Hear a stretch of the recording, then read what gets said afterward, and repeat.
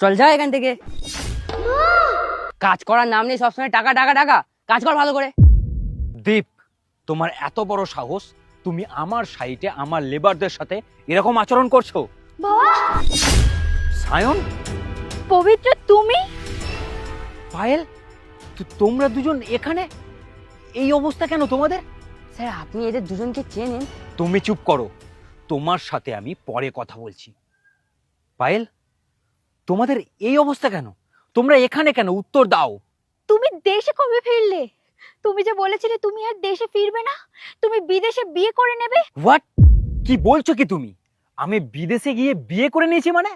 আমি বিদেশে গিয়েছিলাম শুধুমাত্র আমার কাজের জন্য। ওখানে গিয়ে আমি বিয়ে কেন করতে যাব? আর আমি বাড়ি ফিরে শুনলাম তুমি আমার বাচ্চাকে নিয়ে তুমি তোমার প্রেমিকার সাথে বাড়ি ছেড়ে চলে গেছো।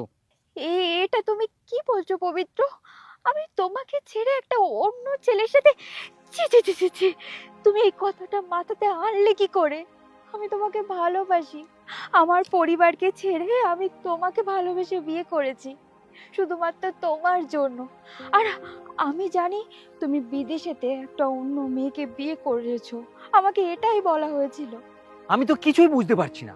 আমি বিদেশে গিয়ে বিয়ে করেছি, তারপর তুমি অন্য ছেলের সাথে, এসব কি চলছে? আমাকে খুলে বলো তুমি। তুমি যখন বিদেশে কাজে চলে গেলে, তারপর তোমার মা আর তোমার বোন আমার সাথে খুব দুর্ব্যবহার শুরু করে।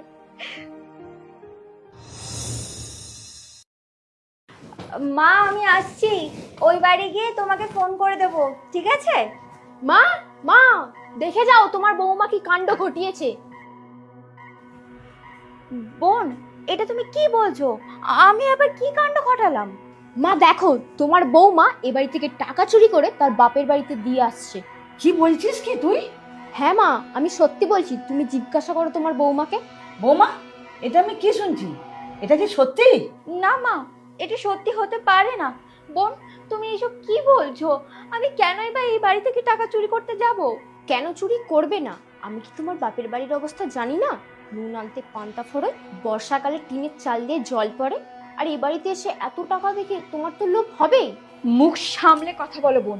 তুমি ভুলে যেও না যে আমি তোমার বৌদি হই। এই বাড়িতে তোমার যতটা সম্মান আছে, ঠিক ততটাই আমারও সম্মান আছে। তুমি আমার সাথে তোমার সম্মানের তুলনা করছো? দাদা ভাই কি দেখে যে তোমাকে বিয়ে করে এনেছিল কে জানে।